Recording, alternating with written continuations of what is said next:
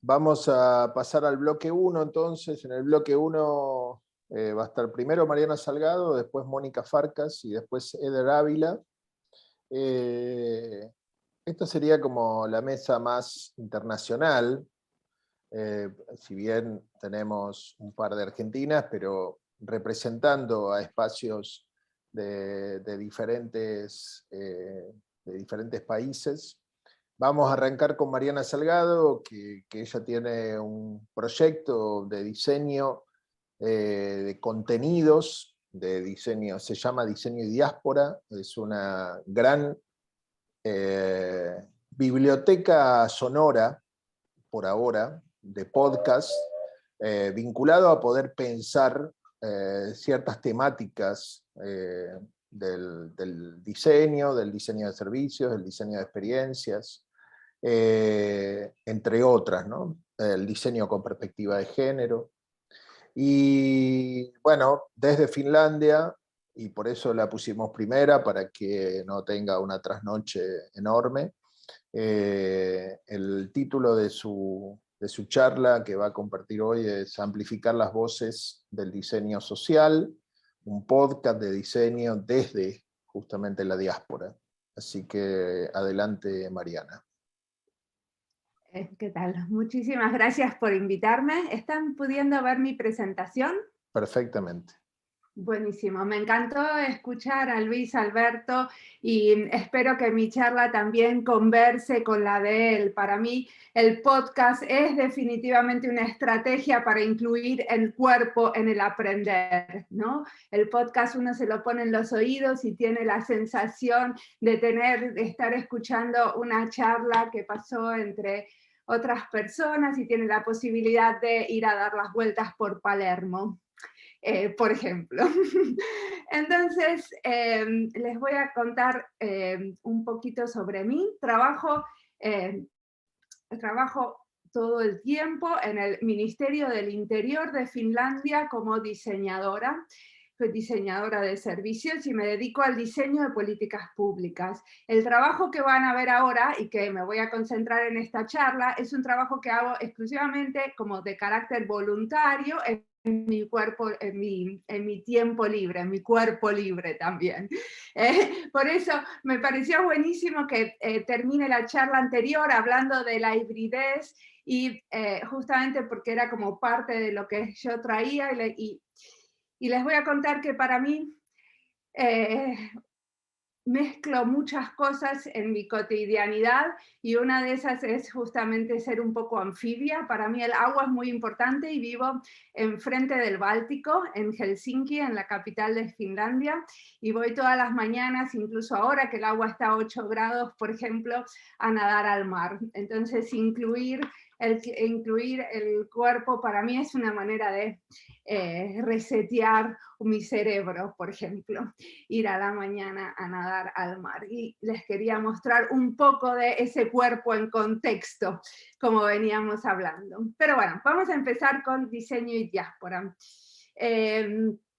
Antes que nada les cuento que es un podcast de diseño social en español y en portuñol. A veces hago entrevistas donde el otro me responde en portugués y yo siempre estoy hablando en castellano. Hay temas, eh, hablamos de diseñar con comunidades indígenas, en salud, en educación, migración, seguridad y gobierno. Por ejemplo, como yo soy una diseñadora trabajando en el gobierno, es algo que me interesa especialmente.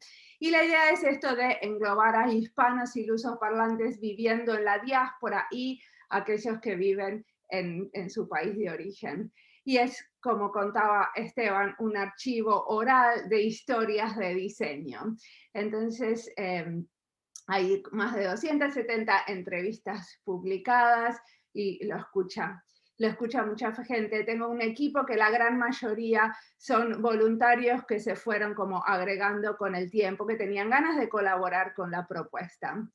Y en esos globitos que están ahí van a poder ver la cantidad de episodios que hay sobre algunos de los temas, ¿no? Entonces los temas emergentes son diseño con perspectiva de género, diseño en redes y comunidades, diseño activistas, diseño en el gobierno y en relación a la política. Entonces todo el tiempo estoy haciendo esto de mapear como una manera de entender el podcast, entender el contenido y a la vez entender qué le falta a esa mezcla, ¿no? A lo que está ahí.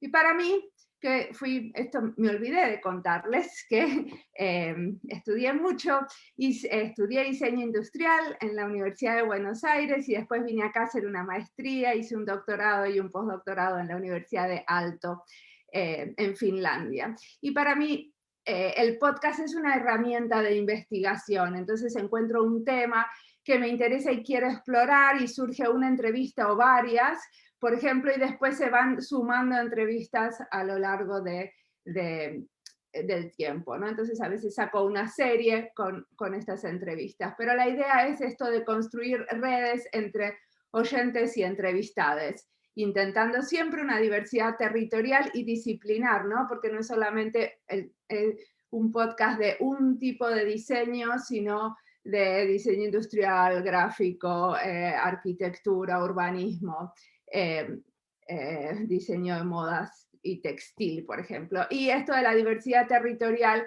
viene a cuento, obviamente, de los diseñadores en la diáspora, pero también hay como un montón de entrevistas a gente que vive en sus países, en diferentes lugares de Latinoamérica. Entonces me voy a meter un poquitito en un tema para que vean, por ejemplo, qué puede pasar adentro de un tema, qué tipo de cosas encuentran. Entonces, por ejemplo, el diseño con perspectiva de género es un tema que me interesó especialmente y dentro de esa serie pueden encontrar a educadores que están trabajando con diseñadores y diseñadores en materias de la universidad. Hay colectivos de urbanistas mapeando la violencia contra la mujer y justamente trato de elegir aquellos proyectos que no solamente suceden en una ciudad, sino que se van replicando en varios y voy encontrando ese tipo de proyectos. Visibilizar a la mujer diseñadora en espacios académicos y profesionales. Por ejemplo, tengo entrevistas a activistas en esto de tratar de que la comunidad de diseñadores y diseñadoras sea un poco más equitativa, aprender de pares, redes de mujeres diseñando y aprendiendo entre ellas, campañas contra la violencia de género. También hay entrevistas donde hablamos del cuidado para diseñar la ciudad y cómo se puede entender, por ejemplo, cómo se puede hacer un plan urbanístico pensando en los sistemas de cuidado, ¿no? Que en general cuando se piensa en la ciudad, se piensa en que hay alguien que va al trabajo y vuelve y quizás no se está pensando que esa misma persona necesita ir a cuidar de un anciano o ir a dejar a un chico en un jardín de infantes y volver. Entonces, la manera de planear la ciudad se hace diferente cuando se tiene en cuenta la perspectiva del género. Y también hay varias entrevistas sobre maternidad y diseño, ¿no? Diseñar para la salud maternal en países en desarrollo.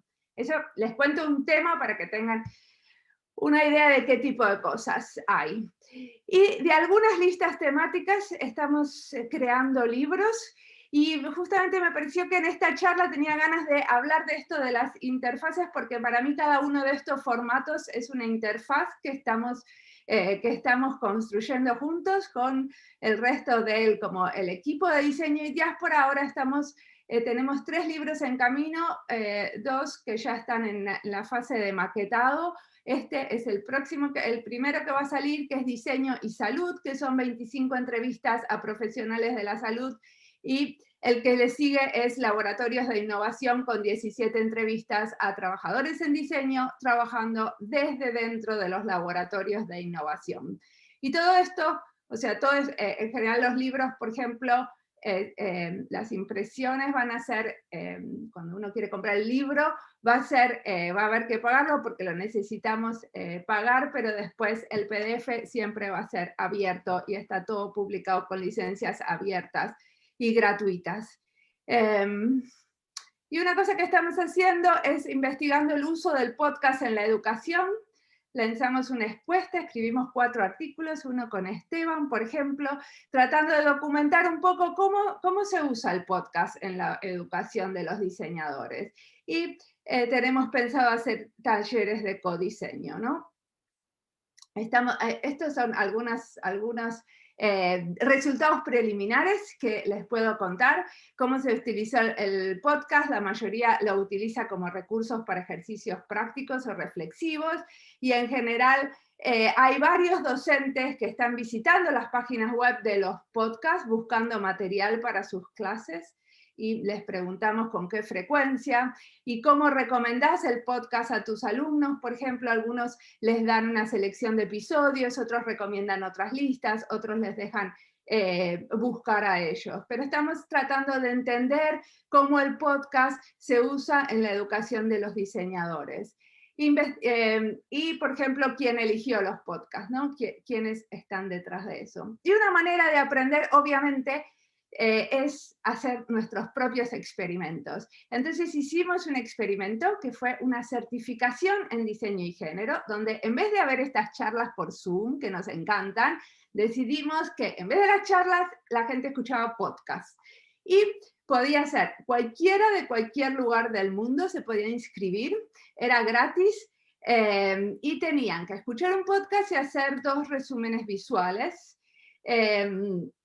Y acá ven un poquito de los números, ¿no? Que 180 terminaron la certificación. Entonces, ¿qué pasaba? Eran 3 semanas y en cada semana los participantes escuchaban 2 podcasts, reflexionaban, los compartían por Instagram. Nosotros, o sea, éramos más mujeres en UX, que es un colectivo de mujeres que se apoyan y dan apoyo entre pares en diseño de experiencia, y mi equipo, ¿no? El equipo de diseño y diáspora. Entonces, no teníamos una infraestructura, no teníamos un Moodle, no teníamos nada para armar esto, y lo que hicimos es usar los medios sociales. Entonces se publicaban en Instagram, o también se usaba el Drive, y después contestaban 2 preguntas de 5.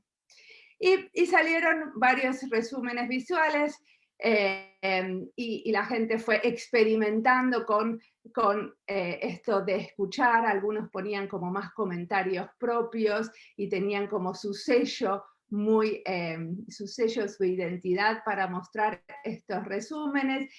Algunos se animaban justamente a hacer más interpretaciones del podcast, y se generaba un diálogo entre los equipos, ¿no? Había equipos adentro de Instagram o en Telegram donde estaban charlando de lo que estaba pasando. Incluso algunos, por ejemplo, siguieron armando. Por ejemplo, no tengo ningún podcast sobre el reggaetón y el feminismo, pero les gustó tanto a esta persona, a María Mater O'Neill, que es una profesora de Puerto Rico, le gustó tanto la consigna que decidió hacer una chapa, o sea, hacer uno de más para mostrar.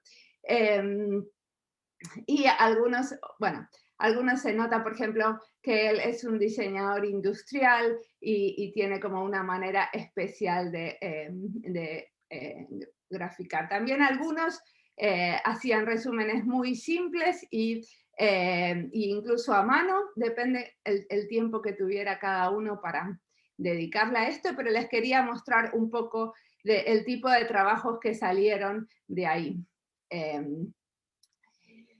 Y había gente que era justamente que eran diseñadores, otros que no eran diseñadores, había como mucha variedad, y lo que terminamos haciendo es, yo convoqué a 5 docentes que participaron o sea, eran participantes en esta certificación, y escribimos un artículo académico para el Design Research Society, o sea, la sociedad de diseño e investigación, ¿no? Entonces, estos comentarios son parte de ese artículo, ¿no? Como, por ejemplo, aunque no había parámetros para medir lo aprendido desde el principio, los participantes aprendieron.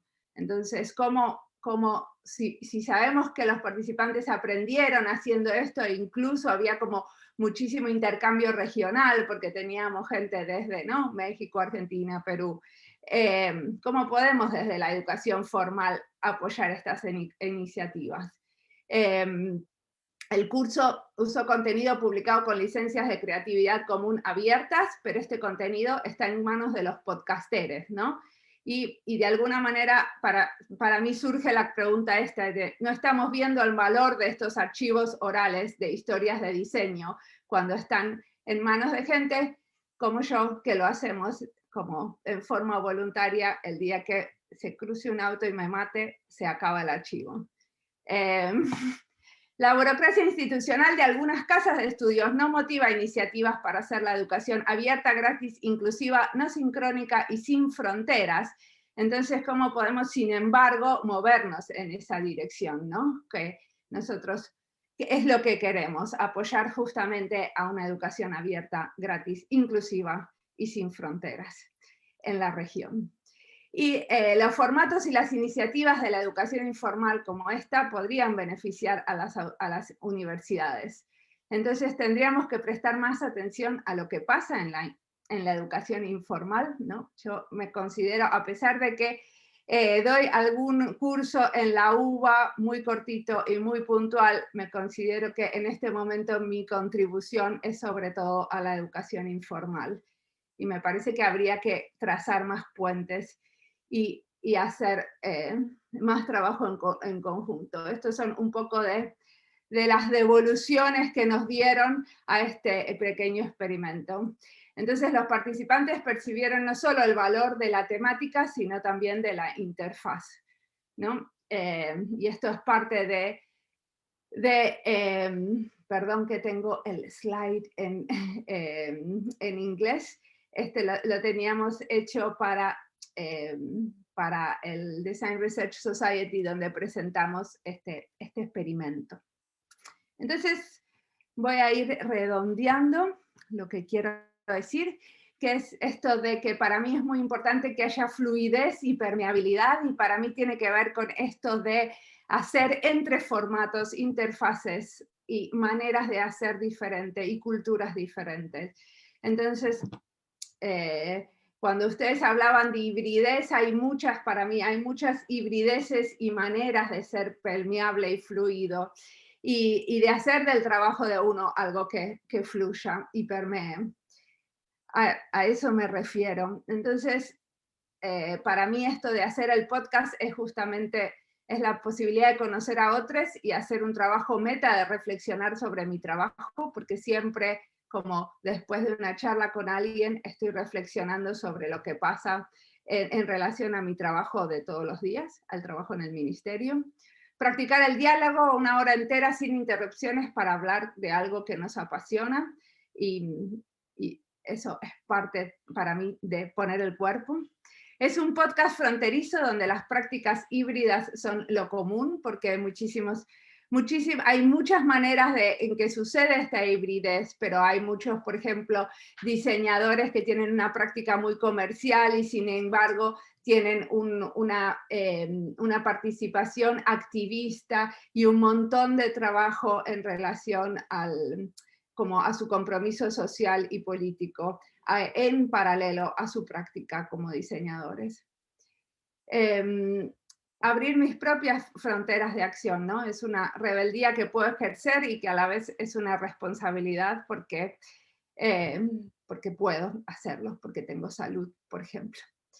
Aprender del sur global y seguir el diseño en el mundo, ¿no? Es una decisión que, estando en Finlandia y habiendo trabajado tanto tiempo en inglés, donde está la mayor parte de la bibliografía académica en relación al diseño, por ejemplo, no es tan fácil decidir esto de aprender del sur global y es a la vez, ¿no? Obviamente una postura política. Quiero aprender de lo que está pasando en un lugar donde no tengo la chance de vivir en este momento.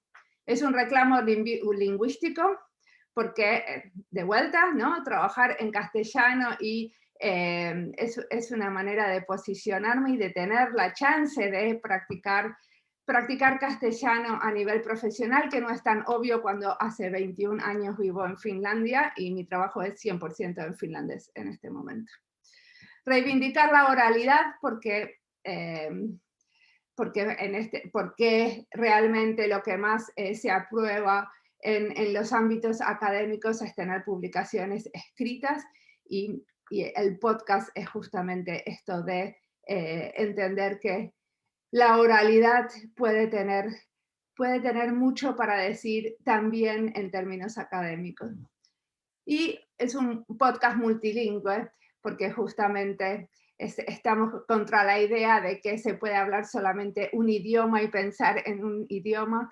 Creo que hay que escuchar muchos, y justamente hay que entrenar ese músculo de entender, por ejemplo, portugués, y en vez de cuando nos encontramos con los lusoparlantes hablamos el inglés, sino que entendernos mutuamente es parte de lo que tenemos que hacer. Eso es todo. Muchísimas gracias. Bravo, Mariana, muchas gracias, muchísimas gracias. Yo voy a hacer una propuesta ahora, porque nos toca tanto a Alejandro y a mí ir configurando los bloques, los horarios. Siempre en un evento es lo más difícil de todo, es el lugar del patobica académico casi. Entonces, mi propuesta es la siguiente: vamos a escuchar las 3 exposiciones y después haremos la posibilidad de alguna reflexión y comentarios con una síntesis de las 3. Se pueden ir incorporando algunas preguntas, consultas, algunas reflexiones también por el chat, como un modo híbrido. Sobre todo porque si abrimos después de cada conversación, seguramente vamos a tener problemas después de ampliación de tiempo. Si queremos que cada uno, en este caso ahora Mónica Farcas y después Eder Ávila, tengan también el espacio central de escucha. Entonces ahora vamos a escuchar a Mónica Farcas, profesora e investigadora, por un lado de la Facultad de Arquitectura, Diseño y Urbanismo, pero de la UDELAR, en Montevideo, en Uruguay, de la Universidad de la República, y también profesora en FADU, en la UBA y en Filo, querida compañera, amiga, y por ahí está ya. Y la charla que ella va a abordar es la transformación de los imaginarios de territorio a través de las interfaces durante la pandemia COVID-19. Todo tuyo, Mónica. Bueno, buenas tardes, buenas noches, no sé si hay algún buenos días, pero bueno, les agradezco en primer lugar al laboratorio por haberme permitido compartir este espacio con colegas tan prestigiosos y con muchas cosas para aportar. Voy a compartir pantalla.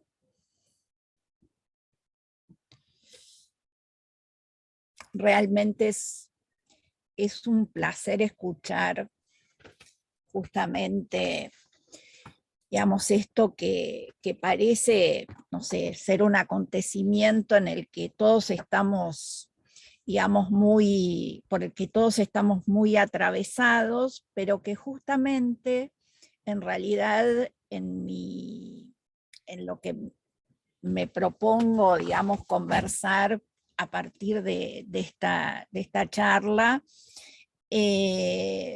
voy a plantear, digamos, algo que creo que puede ser también polémico, pero que es el fruto, digamos, de haber analizado algunos proyectos de investigación y de extensión con los equipos que coordino en Uruguay. Por un lado, este tema de la transformación de los imaginarios de territorio a través de las interfaces durante la pandemia, en realidad es digamos, no se inició particularmente en la pandemia, sino que es un interés mío, especialmente desde mi lugar de historiadora, y particularmente historiadora del arte, historiadora del diseño, donde, bueno, justamente siempre me interesaron aquellos dispositivos producidos desde el diseño que tienen digamos, un poder enorme sobre no solamente la configuración, sino en la transformación de los imaginarios de territorio.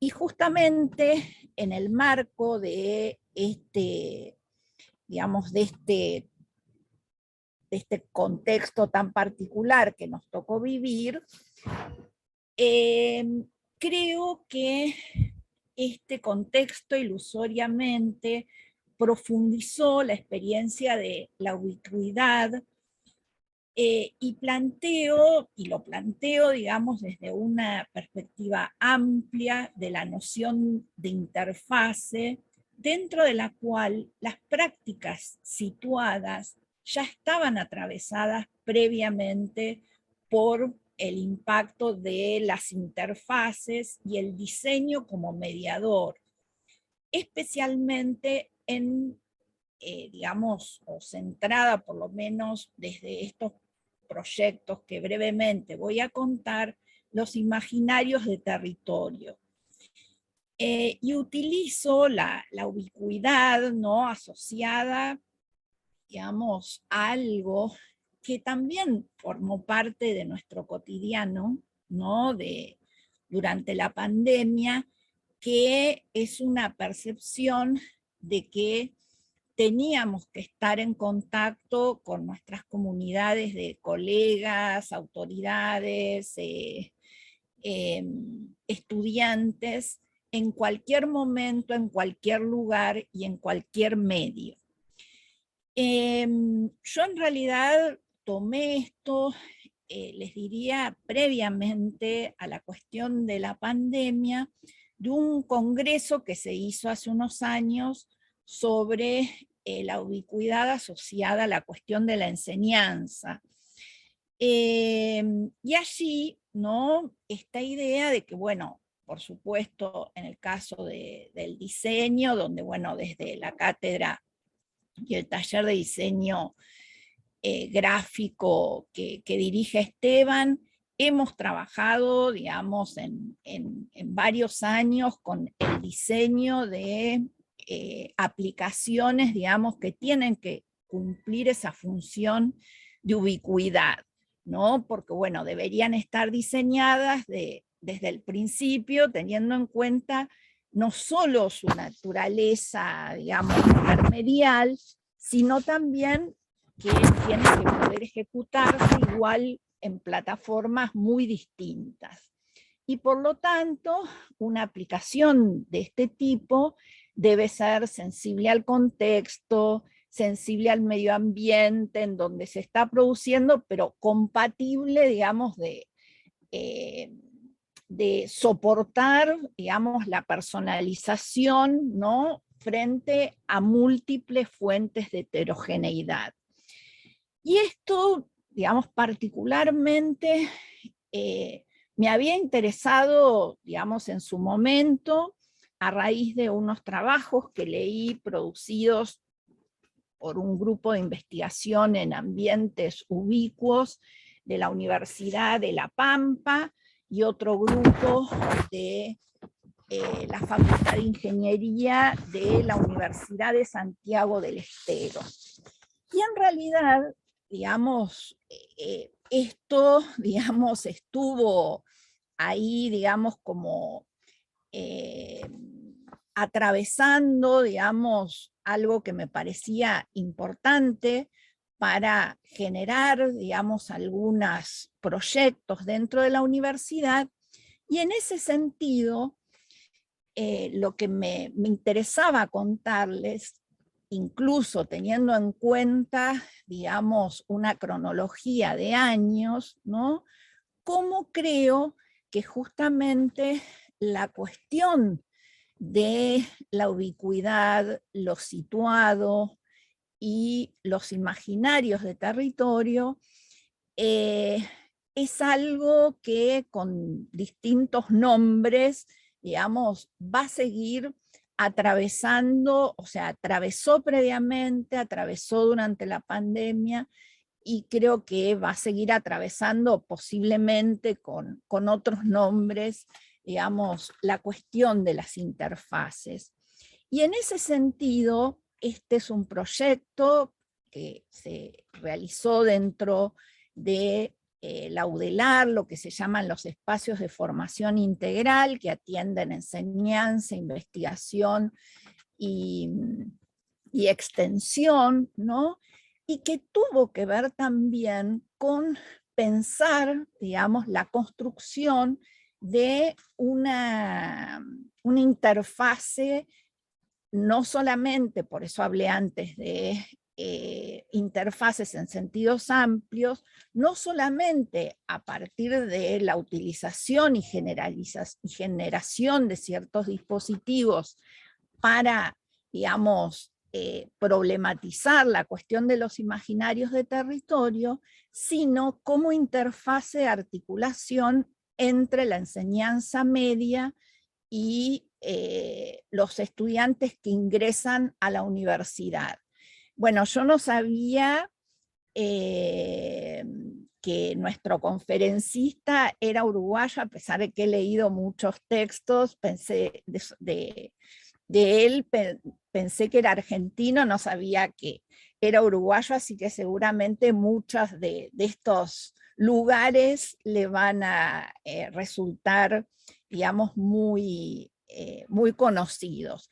Ustedes saben que dentro de lo que se llama la enseñanza media técnica en la Universidad de los Trabajadores del Uruguay, hay polos educativos, como en este caso con el que trabajamos es el del Cerro, que tienen dentro de su currícula, digamos, una gran cantidad de cursos de formación en diseño, ¿no? A partir de eso generamos este proyecto donde justamente nuestra idea era usar TIC, ¿no? Para producir un tipo de articulación donde, digamos, el centro de la reflexión sobre las interfaces y los imaginarios de territorio no estuviera puesto, como es habitual en los estudiantes de la universidad, sino en la iniciativa de estos estudiantes que se forman en la Villa del Cerro en Montevideo, ¿no? Que está justamente muy cercana, si alguien llegó en barco, digamos, a Montevideo, ¿no? Se ve ahí a la izquierda el cerro, y bueno, y el PET Cerro está muy cerca de allí. Y en ese contexto también nos apoyamos en un proyecto producido previamente, ¿no? Que buscaba nuevamente desde esta interfaz entre enseñanza media y universidad, disminuir la deserción, digamos, un gran problema que es común a Argentina y Uruguay, y que bueno, y que de alguna manera creo que el contexto de pandemia trastocó en muchos sentidos eso, y desde lugares que no solamente están vinculados, por supuesto, a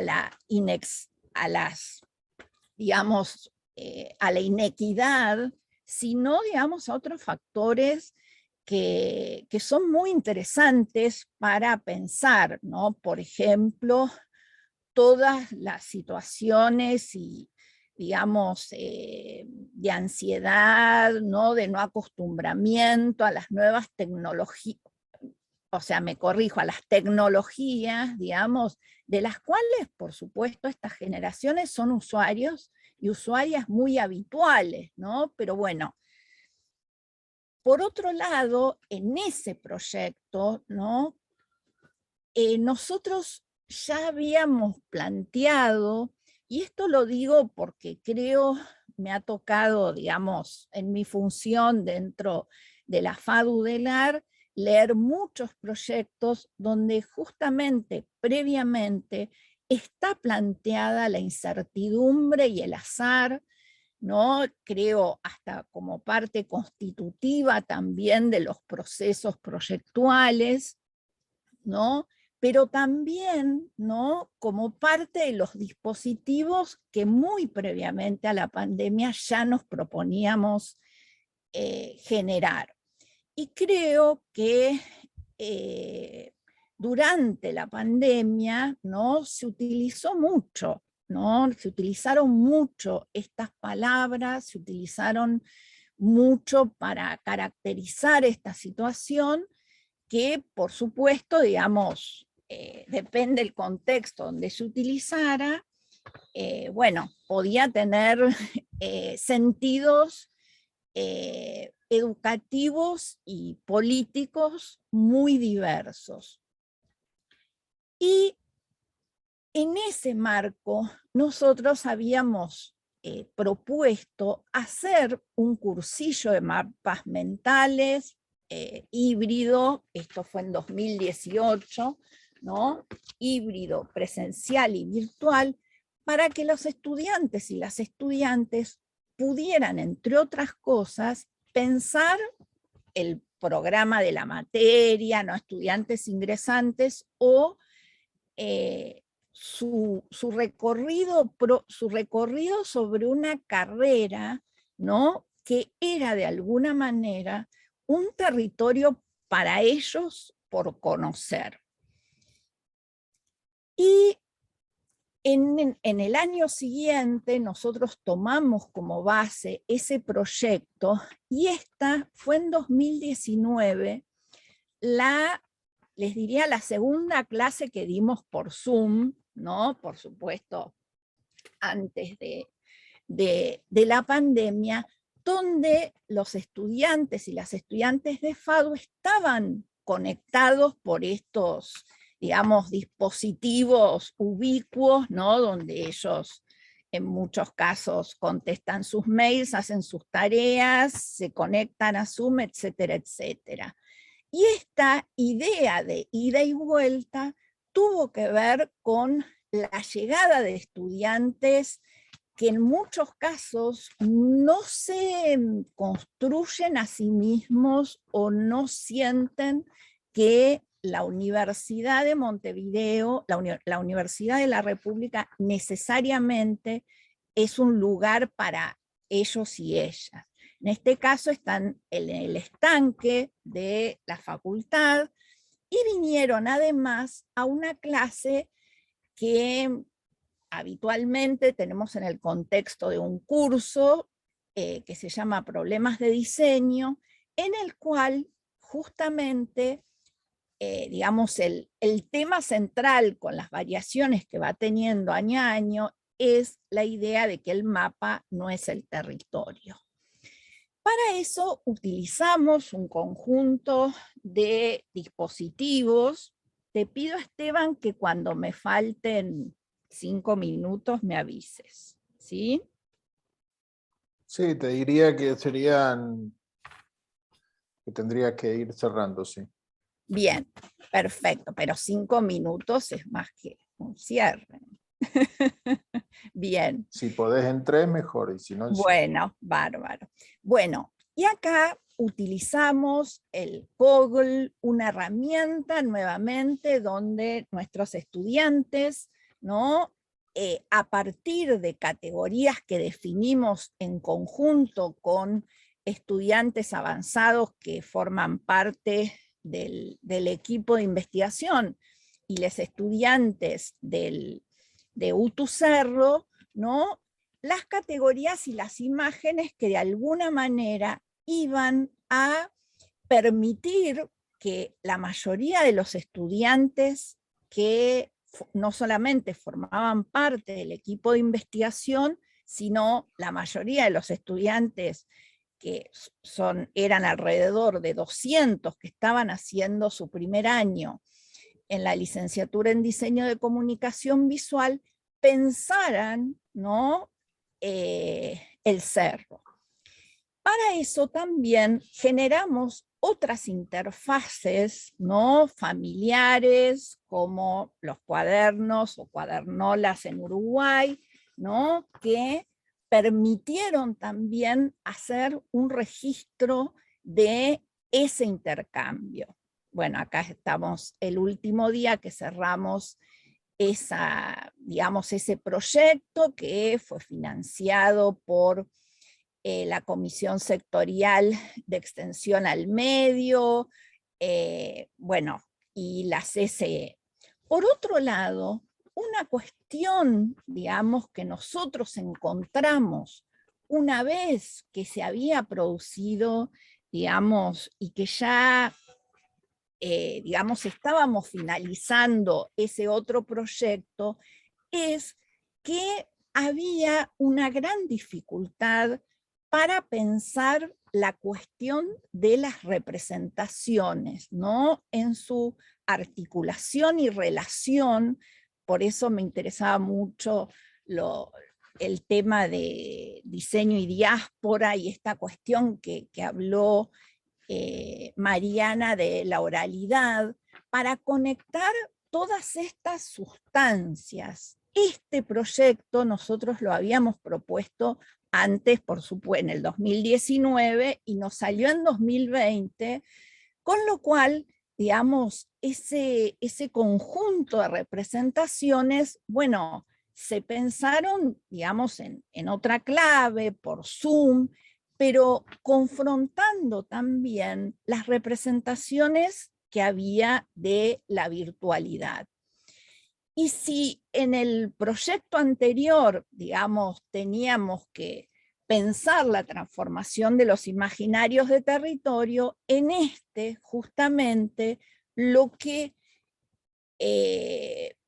propusimos es dispositivos transmediales a partir de los cuales acceder al territorio, de tal manera que en conjunto con el Laboratorio Transdisciplinario de Etnografía Experimental de la Facultad de Información y Comunicación, dirigido por Eduardo Álvarez Pedrosian, ¿no?, nuestros estudiantes de enseñanza media y de la FADU-DELAR se convirtieran en etnógrafos del territorio.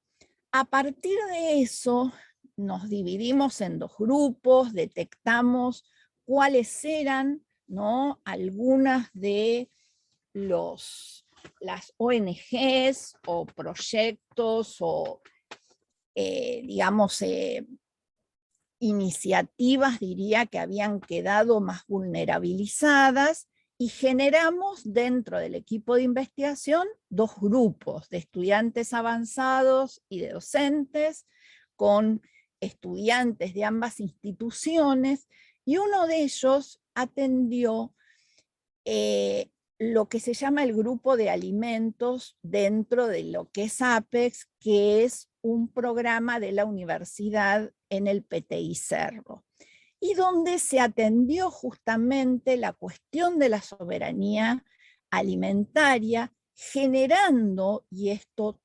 absolutamente todo virtualmente, ¿no?, trabajando con un proyecto de identidad para huertas, con algunas agrupaciones que estaban, digamos, más, que tenían, digamos, alguna posibilidad de interactuar en términos, digamos, de la interfaz que fuera, ¿no? Por eso digamos, esos 3 sintagmas del principio, ¿no? Poner a disposición todo lo que fuera necesario para que, por ejemplo, pudiéramos interactuar con una de esos grupos que son las mujeres de uñas negras. Cerremos, por favor. Sí, sí.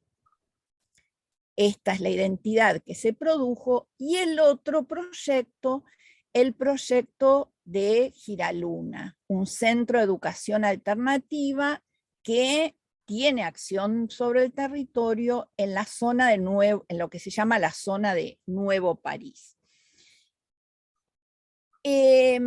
desde allí, digamos, o a partir de allí, justamente, y con esto cierro, una de las cosas que nos sucedió es que digamos, esa transición a la presencialidad y la generación, digamos, de interfaces requería también una transformación, o sea, el desafío 2022 de volver a la presencialidad, más allá de que la UDELAR en este momento tiene una presencialidad, digamos, muy importante, requiere nuevamente volver a pensar, digamos, y no tanto en términos de la virtualidad, sino en términos de la presencialidad. Y esta idea de e-learning, ¿no?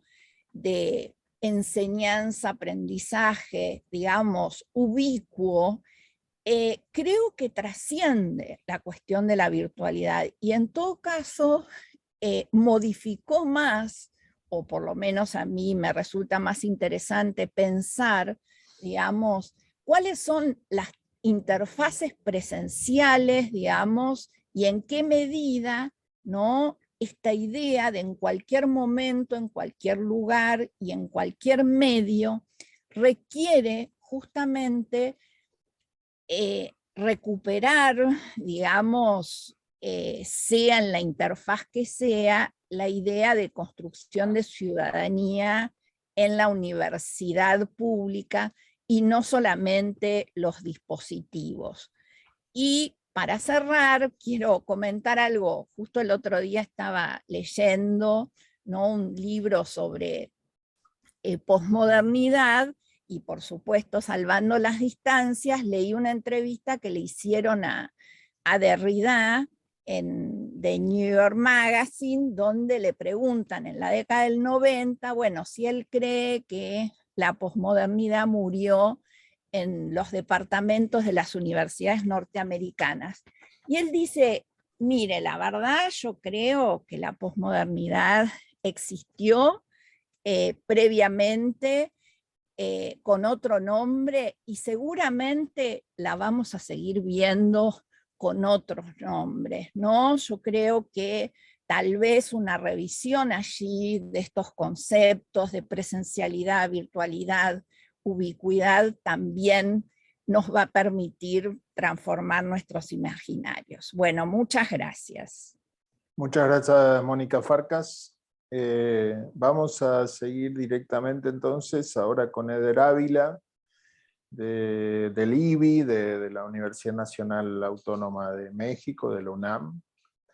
Él estuvo hace poco tiempo en unas jornadas justamente de estudios de información que coorganizamos con el IBI, y bueno, lo hemos invitado hoy. Él va a hablar del uso de grafos de conocimiento para el análisis y visualización de datos de la pandemia.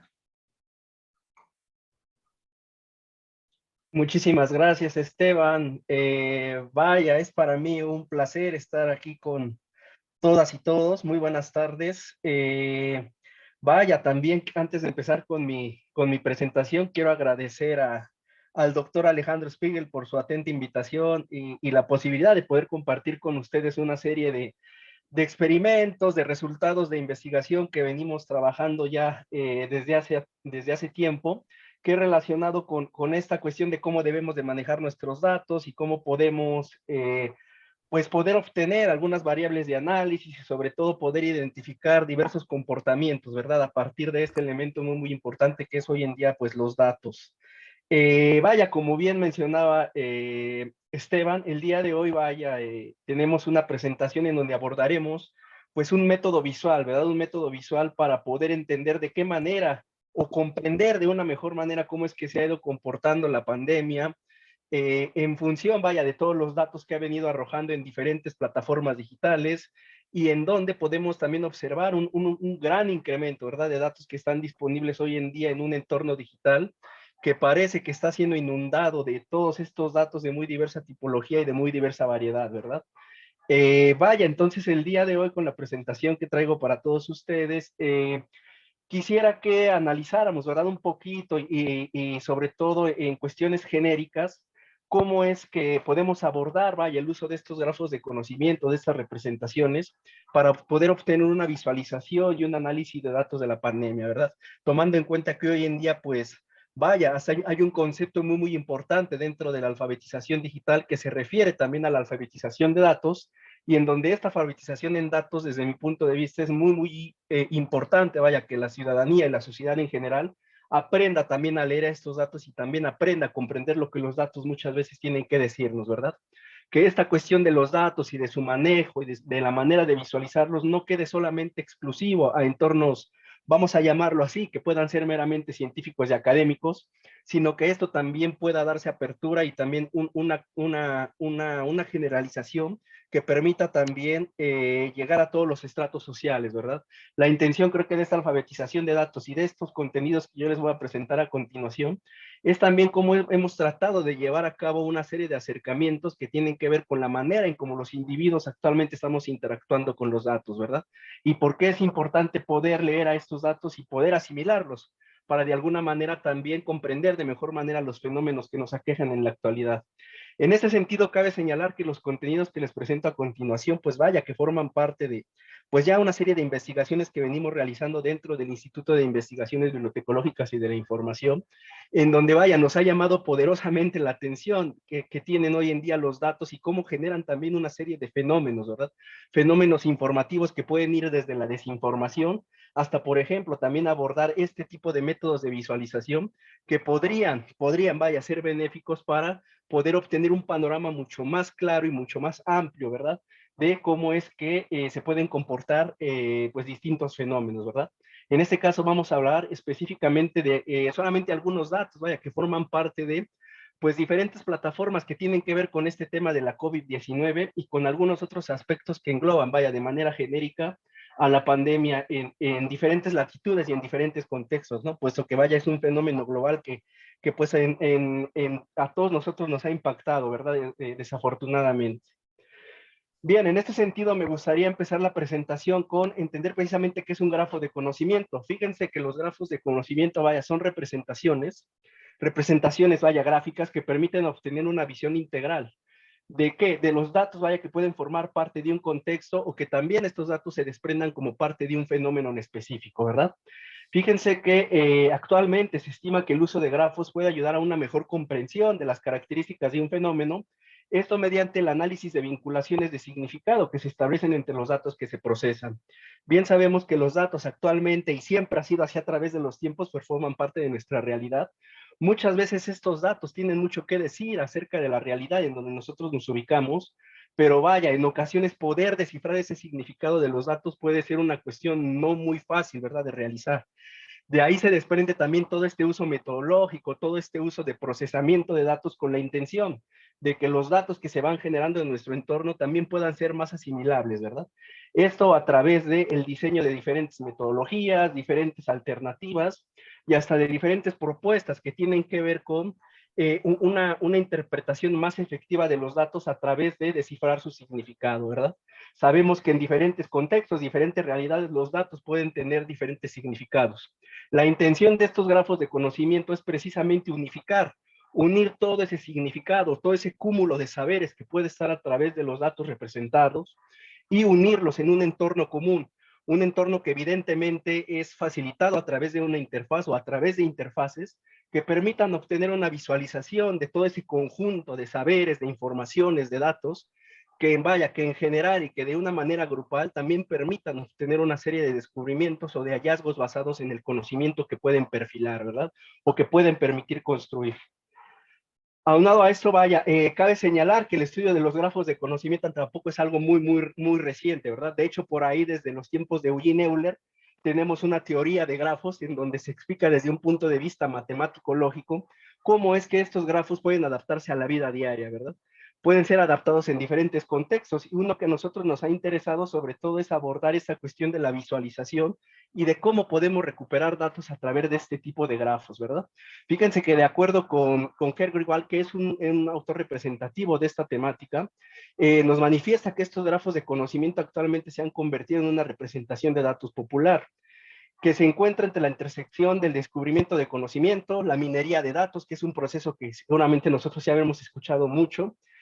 También otro concepto que es clave aquí, que es la intersección que se tiene con la web semántica, ¿verdad? Recordemos que este entorno también de la web semántica, pues ya en algún momento ya nos había sido mencionado, ¿verdad? Como este entorno digital que se encuentra proliferado de datos, pero que se necesita precisamente establecer métodos como son estos grafos para poderle dar un mayor orden, ¿verdad? Recordemos que, o tentativamente ese sería el objetivo, ¿no? De dotar de un mayor orden a este ciberespacio para que pueda ofrecernos información que se encuentre mejor estructurada, datos que puedan ser mejor asimilables y que de alguna manera también podamos sacar un mayor provecho de ellos, ¿verdad? Además de esto, vaya, también los grafos de conocimiento tienen que ver con esto que se ha venido llamado el procesamiento del lenguaje natural, y también con cuestiones que tienen que ver con inteligencia artificial o el uso de diferentes algoritmos o técnicas, ¿no? Para poder llevar a cabo este tipo de procesamiento de datos. Fíjense que, bueno, aunado a ello, a través de las investigaciones que hemos venido realizando de corte teórico y hasta también de corte un poquito más pragmático, nos hemos dado cuenta que muchas aplicaciones disciplinarias utilizan a estos elementos como una metodología, ¿verdad? Esto fíjense que lo han utilizado para identificar con mayor profundidad o hasta con mayor claridad los fenómenos que se pueden presentar en diferentes ámbitos disciplinarios, académicos o hasta científicos, ¿no? Precisamente es en ese sentido en donde hemos identificado que el grafo de conocimiento puede integrar una serie de principios teóricos y empíricos que le permitan a los individuos poder llevar a cabo una cuestión que tiene que ver con el aprendizaje y la manera en cómo puede asimilar de mejor manera los datos, ¿no? Esto con la intención de que los grafos de conocimiento, además de ser un método visual, también se conviertan en un método hasta didáctico para poder llevar a cabo una serie de aprendizajes relacionados con la manera en que pueden usarse los datos y cómo pueden manejarse, ¿verdad? Esto vaya, que ha sido muy, muy interesante porque nos hemos dado cuenta que también los grafos de conocimiento pueden considerarse como un elemento holístico que además de facilitar y que puede tener un impacto en las cuestiones digitales o que puede tener un impacto en el uso de una determinada aplicación o un dispositivo, también tiene esta peculiaridad, ¿verdad? De poderse utilizar hasta como un método didáctico para poder enseñar a las personas y a los individuos a poder interactuar con los datos. Fíjense que lo que a continuación quiero presentarles en pantalla, pues es, vaya, un ejemplo muy, muy genérico, ¿no? De estos grafos de conocimiento que también se asemejan mucho a aquellas representaciones clásicas, ¿verdad? Que nosotros muchas veces utilizamos al momento de estar impartiendo algún conocimiento o algún concepto, como podría ser el caso de los mapas mentales, ¿verdad? De hecho, un grafo de conocimiento tiene esa, vaya, similitud, vaya, con este tipo de representación, ¿verdad? Sin embargo, vaya, cabe señalar que lo que ustedes están viendo ahorita en pantalla, pues es un grafo genérico. Este grafo genérico, fíjense que incluye datos de diversas fuentes de información acerca de la pandemia. Son datos que nosotros podemos consultar abiertamente y libremente a través del entorno digital, a través de nuestro navegador web, y en donde, por ejemplo, podemos obtener acceso a ya sean repositorios de datos, como es el caso de Björksif o de Merksif, que son de hecho fuentes de preprints, vaya, que han sido generados, vaya, por comunidades académicas y científicas que tienen que ver con la manera en cómo se ha tratado de dar respuesta a diferentes fenómenos que tienen que ver con, pues, con la pandemia en general, pero también con cuestiones mucho más específicas, ¿no? Que tienen que ver, por ejemplo, con el tratamiento a un determinado síntoma que tiene que ver con la enfermedad de la COVID-19. Podemos ver también datos que tienen que ver con registros de ensayos clínicos que se han venido desarrollando a partir de, pues, la aprobación de todo este proceso que tiene que ver con la aprobación de vacunas. Y hay algo aquí muy, muy significativo, que pues son datos abiertos, ¿verdad? Son una fuente de datos abiertos que de alguna manera están disponibles actualmente en Internet, y en donde nosotros a través de este tipo de representaciones pues podemos obtener ya una visión más general, pero también más interpretativa, ¿verdad? De lo que está pasando con la generación de todas estas cantidades de información y de datos que se van colocando con un tema o con una intención en específico, ¿verdad? Vaya, en este sentido cabe señalar que para llevar a cabo pues este tipo de ejemplos y este tipo de experimentos que vaya, que han llamado nuestra atención, pues fue necesario precisamente contar con datos que de alguna manera nosotros nos facilitaran y nos permitieran incursionar en este aspecto que tiene que ver con el manejo de datos y con su procesamiento. Además, de hecho, de esto, vaya, perdón, también fue necesario pues pensar en una metodología específica para poder sacar provecho de estos datos, poder, vaya, analizarlos, interpretarlos y a través de software libre poder procesarlos y presentarlos, ¿no? De una manera visual a través de estos grafos de conocimiento, ¿verdad?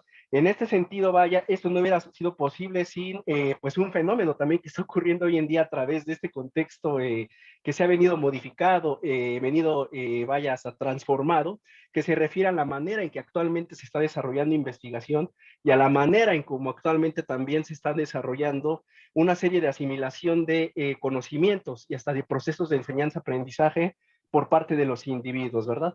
En este sentido, fíjense que, vaya, las redes de colaboración científica, sin lugar a dudas, se han transformado y modificado, y la manera de desarrollar investigación hoy en día es casi de una manera híbrida, ¿no? De una manera híbrida, como lo han mencionado muchos de los ponentes anteriores a mi participación, en donde, vaya, también se ha visto una serie de esfuerzos, vaya, por adaptar esta nueva modalidad, por realizar investigación, y en donde podemos ver de alguna manera cómo han crecido también estos llamados entornos virtuales de investigación, ¿verdad? Estos entornos virtuales de investigación que han crecido, vaya, actualmente de una manera vertiginosa, y que, vaya, de alguna manera han sido también o han formado parte de como una respuesta, ¿verdad?, a la demanda que la pandemia ha provocado, pues en todos estos contextos en donde tiene que ver el uso imperante de información y de datos para poder dar respuesta a una problemática pues muy emergente, vaya, que tenemos pues todavía muy presente en nuestra realidad, ¿verdad? Entonces, vaya, es a través que mediante el uso de estos datos abiertos y mediante el uso de todos estos componentes tecnológicos y que pueden estar disponibles a través de un entorno digital, fue que nosotros pudimos dar cuenta de cómo podemos utilizar a estos datos y los podemos representar y podemos procesar con el fin de obtener una serie de visualizaciones, como son estos grafos de conocimiento que yo les voy a presentar, ¿verdad? Miren, fíjense que a continuación podemos ver pues solamente algunas de las fuentes, ¿verdad?, que nosotros pudimos revisar, pudimos tener acceso para poder llevar a cabo todo este trabajo que tiene que ver con los datos y su respectivo análisis de la pandemia en diferentes, vaya, variables de estudio que nosotros también definimos, ¿verdad? Por un lado queríamos nosotros conocer cómo es que se van comportando estos datos, cómo van cambiando con el tiempo, y nos dimos cuenta que podíamos echar mano de muchos de los datos que están siendo publicados tanto por organismos gubernamentales, pero también por organismos internacionales, ¿verdad? Que fíjense que aquí hay un común denominador. Ambas entidades dan apertura, vaya, a los datos y fomentan precisamente esta reutilización de datos a través de la descarga que nosotros podemos hacer a los diferentes datasets o conjuntos de datos que tienen que ver con un determinado tema de la pandemia, ¿verdad? Sin esto, vaya, sin esta posibilidad de poder reutilizar a los datos, de poder descargarlos y de poder procesarlos, pues vaya, hubiera sido muy difícil llevar a cabo este tipo de experimentaciones y este tipo de ejemplificaciones, ¿verdad?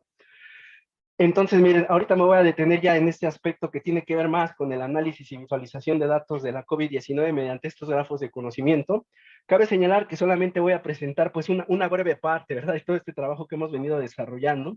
Cabe señalar que, vaya, para poder llevar a cabo este análisis y este aspecto visual, pues fue necesario crear una metodología que tiene que ver desde la limpieza de los propios datos, de la manera en cómo nosotros teníamos que estructurarlos a través de vocabularios semánticos, y también tomar una serie de decisiones sobre todo qué tipo de software íbamos a utilizar, ¿verdad? Aquí hay algo muy interesante y también algo muy motivador, que gracias también al software libre que existe actualmente en el entorno digital, fue posible llevar a cabo este tipo de tareas, ¿verdad? Este tipo de trabajos. ¿Por qué? Porque este software libre de alguna manera también nos ayudó a conformar todo este entramado y poder llevar a cabo toda esta serie de experimentaciones y poder llegar, vaya, al objetivo de poder comprobar lo que la teoría de los grafos de conocimiento nos quería decir y poderlo llevar a la práctica y poder constatar, ¿verdad?, de qué manera tienen estos grafos de conocimiento, pues muchas aristas, ¿verdad? Aristas que de alguna manera reflejan también la manera en cómo nosotros podemos sacar provecho de los datos que están disponibles abiertamente en la actualidad. Cabe señalar que lo que ustedes están viendo ahorita en pantalla, pues es solamente un ejemplo muy general de lo que tiene que ver con el procesamiento de datos que hicimos de la fuente COVID-19 Global Data. Como bien saben, esta fuente de Global Data de COVID-19 es desarrollada por la Organización Mundial de la Salud. Lo que ustedes están observando en pantalla son datos reales, son datos que se fueron publicados o que están siendo publicados por la Organización Mundial de la Salud y que son datos que van cambiando periódicamente conforme se van registrando en el servidor central, ¿verdad? El servidor general que tiene la Organización Mundial de la Salud para atender, en ese caso, la emergencia sanitaria, ¿verdad? Recordemos, vaya, que estos datos pueden ser desde índole textual hasta datos que puedan ser en su mayoría numéricos y estadísticos, en donde podemos dar cuenta de cómo la pandemia va avanzando, sobre todo en cuestiones numéricas y sobre todo en cuestiones estadísticas, ¿verdad? En los diferentes países del mundo. Además de esto, vaya, cabe señalar que podemos describir en un solo plano a través de este grafo de conocimiento cómo es que van interactuando diferentes variables que tienen que ver con los propios efectos de la enfermedad del COVID-19.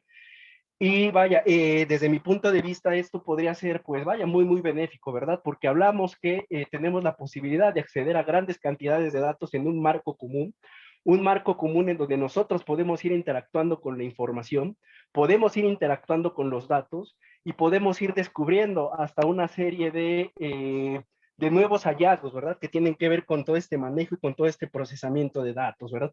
Cabe señalar que este enramado, toda esta conexión entre los datos que ustedes pueden observar en el grafo de conocimiento, pues no hubiera sido posible también sin la gran importancia que tienen hoy en día los vocabularios semánticos y las ontologías. De hecho, para poder llevar a cabo este tipo de representaciones, pues fue necesario generar un vocabulario, una metodología que reuniera todas las variables de estudio y análisis que tienen que ver con la enfermedad del COVID-19, y lo que hicimos fue llevarlo a un terreno en donde pudiéramos relacionar datos que son reales, datos que son concretos, que tienen que ver con datos que son validados por la Organización Mundial de la Salud y que pudiera servirnos para llevar a cabo este tipo de representaciones, ¿verdad?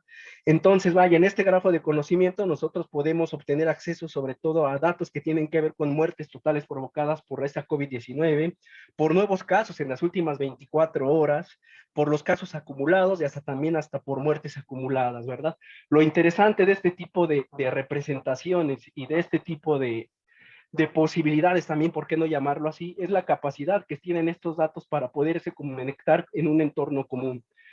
Hemos liberado también estos conjuntos de datos y estos grafos de conocimiento y los hemos depositado, vaya, en un directorio que seguramente algunos de ustedes conocerán, se llama el proyecto Zenodo.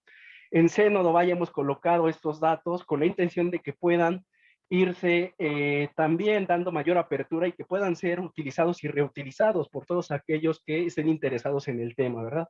Afortunadamente hemos tenido, pues vaya, respuesta de algunos colegas que también están interesados en este tema, en este análisis semántico de los datos a través de grafos, y hemos llegado ya hasta conformar, ¿verdad?, algunas redes de colaboración que tienen que ver con este asunto específico, que, como vuelvo a repetir, nace a partir de una inquietud real y de una inquietud pues emergente, ¿no?, que tenemos actualmente en nuestro contexto.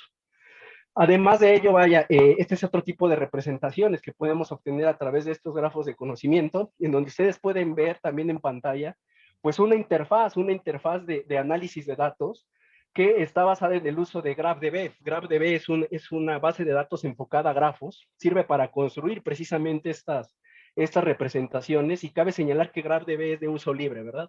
Nosotros podemos obtener acceso a GraphDB y podemos descargar el software sin ninguna restricción, solamente vaya, con la obligación de pues ir alimentando cada vez más este proyecto a través de la suma de esfuerzos y de desarrollos que tienen que ver, por ejemplo, con la generación de este tipo de ejemplos y de representaciones, ¿verdad? Entonces, vaya, ahorita no quisiera entrar ya más en detalle en cuáles son todas las características que tiene este grafo de conocimiento y cómo se puede conformar. Sin embargo, vaya, cabe señalar que desde un punto genérico, aquí podemos ver, por ejemplo, aplicados principios de web semántica que tienen que ver con la manera en que los datos pueden obtener un significado más particular y más exacto al momento de llevarlos a cabo o de llevar a cabo su procesamiento con el objetivo de desarrollar este tipo de representaciones visuales. Bien, consideraciones finales, vaya. Sin lugar a dudas, creo que la investigación de la COVID-19 mediante el uso de datos abiertos y grafos de conocimiento, pues nos ha permitido a través de todo este tiempo obtener una visión de modelos para recuperar y para visualizar información y cantidades de datos que pueden ser pues muy, muy enormes, ¿verdad? De hecho, vaya, es tanta la cantidad de datos y de informaciones actualmente y que están disponibles en este entorno digital, que podemos hablar también hasta de fenómenos que tienen que ver con infoxicación o hasta con pues, problemáticas que tienen que ver con en la manera en cómo los individuos pueden asimilar de una mejor manera y una manera efectiva todos los datos y las informaciones que están pues proliferando en su contexto, ¿verdad? Cabe señalar que estos modelos que acabamos de presentar pues se caracterizan por el uso de métodos visuales e interactivos que precisamente tendrían el objetivo de ayudar a una mayor comprensión de los datos y de lo que nos quiere decir muchas veces la información, ¿verdad? Creo que sin lugar a dudas el uso de tecnología computacional hoy en día pues ha venido también a beneficiar esta parte, ¿verdad? Que tiene que ver con el procesamiento de datos, pero también ha venido de alguna manera a poner de manifiesto qué tan importante es la reutilización de datos hoy en día, ¿verdad? Ya que esta reutilización de datos creemos y creo que de alguna manera desde mi punto de vista, esta reutilización de datos va a permitir de una mejor manera llevar a cabo un descubrimiento de nuevos hallazgos, ¿no? Sobre todo hallazgos que tienen que ver con fenómenos de investigación que pueden ser muy complejos, como es el caso actual de la pandemia, ¿no? Creo que sin lugar a dudas, sin tener esta capacidad para reutilizar y visualizar datos de una manera efectiva, pues será de gran ayuda, vaya, para poder fomentar también el desarrollo de los que podrían ser los futuros antídotos para poder atender a esta pandemia, ¿no? De hecho, bien sabemos que el principal antídoto que se basa en estos datos y en el uso de informaciones, pues pueden ser, por ejemplo, la generación de vacunas, ¿verdad? Y bien sabemos que muchas veces o actualmente tenemos un problema también con esta generación de vacunas y con sobre todo el desconocimiento que aún sigue existiendo sobre cómo pueden funcionar y qué efectos pueden tener al momento de ser aplicadas, ¿verdad?